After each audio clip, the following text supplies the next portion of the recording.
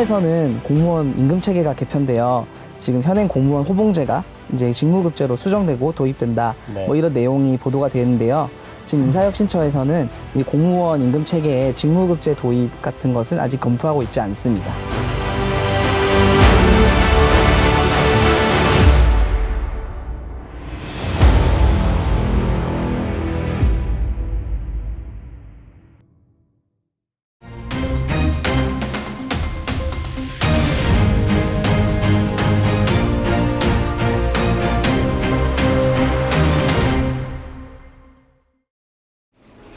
예, 월간국공로에서 나온 사무총장 이교발입니다. 월간국공로 6월호는 포맷을 좀 잠시 바꿔 조합원이 궁금해할 알아야 할 상황에 대해서 안정수 위원장님 모시고 직접 질문해 보도록 하겠습니다. 예, 첫 번째 질문. 공무원 보수위원회는 작년 정부와의 성과보수협의회와 원래 타결된 대정부 교섭에서 합의된 사항이라고 알고 있는데 어떠한 의미가 있는 건가요? 공무원 보수는 이제 법에서 정한 교섭의 대상 중에서 가장 중요한 내용 중에 하나입니다. 그러나 그동안에 이제 공무원 보수가 정부에서 이제 일방적으로 결정을 하였었고요. 이에 이제 우리 노조는 이제 교섭 대상인 공무원 보수를 정부가 일방적으로 결정하는 것에 대해서 지속적으로 좀 문제를 제기를 하였고, 그래서 작년에 성과보수협의회나 대정부 교섭을 통해서 임급 교섭기구로서 공무원 보수위원회를 두기로 한 바 있습니다. 그렇지만 아직까지 이제 이 위원회가 교섭기구로서 제 역할을 하는 데는 좀 기재부 참여나 기타 부분에 있어서 좀 넘어야 할 산이 아직까지 좀 많이 있는 것으로 파악됩니다. 그렇다면 원래 공무원 보수위원회에서 다루는 주요 안건은 어떤 게 있나요? 올해는 이제 내년 이제 공무원 보호 처우 개선율이 아마 중심적으로 다뤄줄 거고요. 이제 그 외로 성과 상여금 문제, 대학생 학사금 문제, 승진시 이제 호봉 삭감 문제, 장애 급식비 문제, 연가 보상비 문제, 명태 퇴직 수당, 뭐 현실화 등 이제 그동안 제기됐던 좀 굵직한 사안들이 현안상으로 지금 논의될 예정인데, 뭐 정부에서 어느 정도 성의껏 대화에 뭐 임할지는 좀 지켜봐야 될 사항입니다. 그럼 다음으로 작년과 같이 올해도 행정안전부와 정책협의체를 진행하고 있는데요. 그 진행 과정에 대해서 좀 설명 좀 부탁드리겠습니다.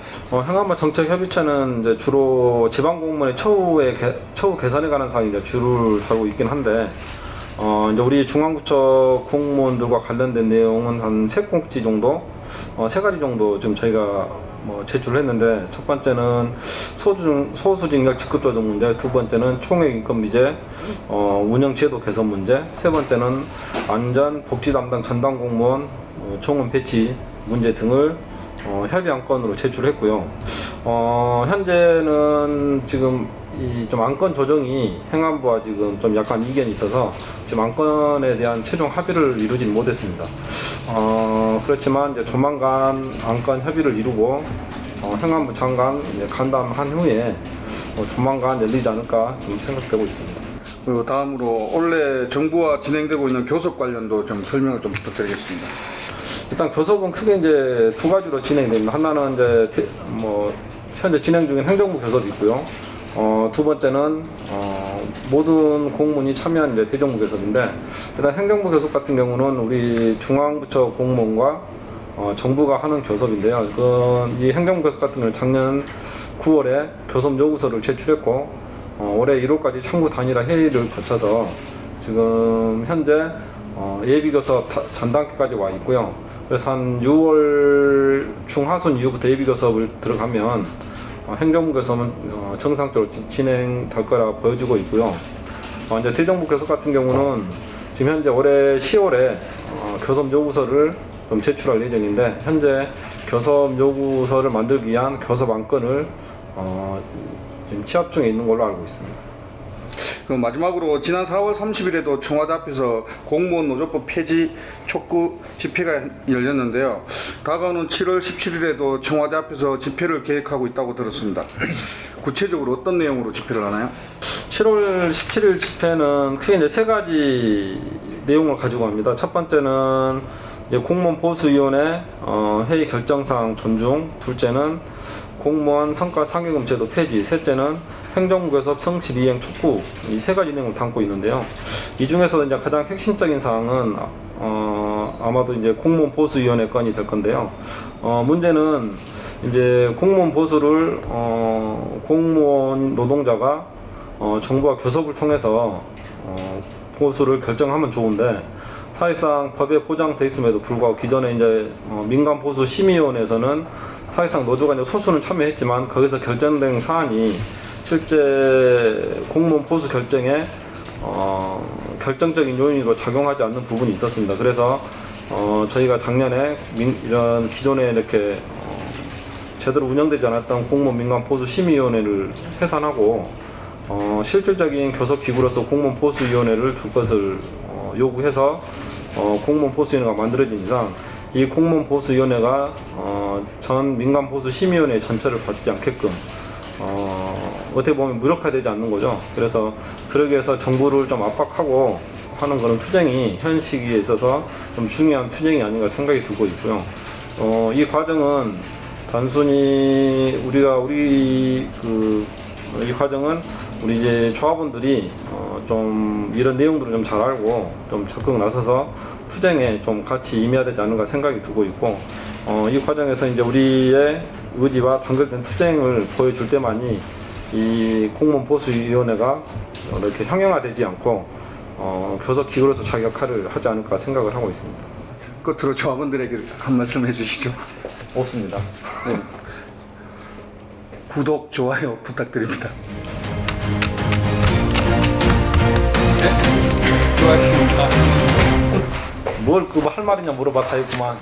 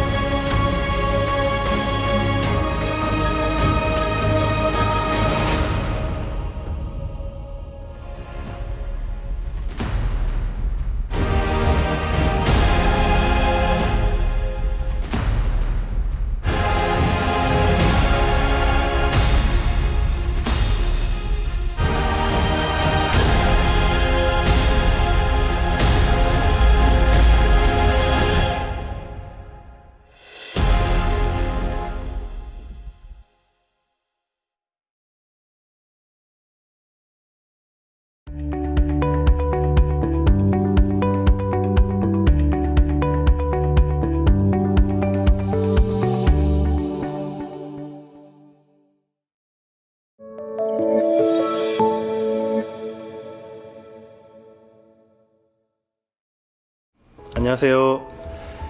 국가공무원 노동조합 정책연구소장 최홍준입니다.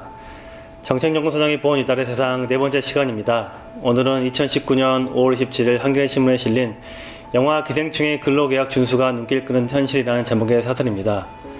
얼마 전 칸 영화제에서 황금 종려상을 받은 봉준호 감독의 기생충이 표준 근로계약을 지키며 제작된 사실이 화제가 됐습니다. 봉준호 감독은 한 인터뷰에서 나의 예술적 판단으로 근로시간과 일의 강도가 세지는 것이 항상 부담이 되었다며 이번에 표준 근로계약에 맞춰서 촬영하는 게 편했다고 밝혔습니다. 표준 근로계약은 스태프의 4대 보험 가입, 초과 근무수당 지급, 계약기간 등을 명시하고 있습니다.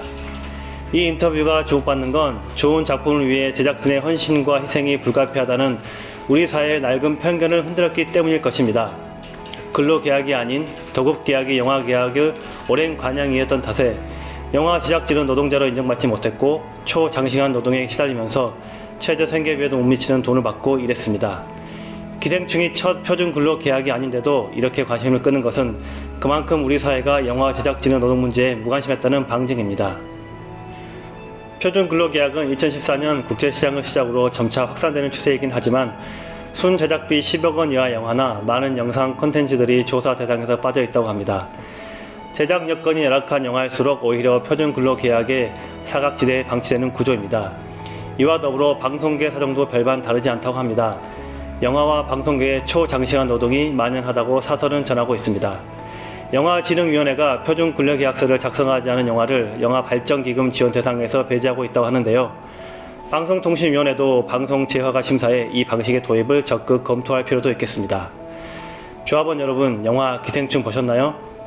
이제 영화나 TV 드라마를 선택하는 기준이 조금 달라질 수도 있겠습니다. 영화와 같은 콘텐츠를 비롯하여 상품과 서비스를 고를 때 법과 도덕 또는 노동의 가치를 잘 지켜서 시장에 나온 재화를 선택하는 건 어떨까 생각해 봅니다. 그럼 이만 줄이겠습니다. 감사합니다.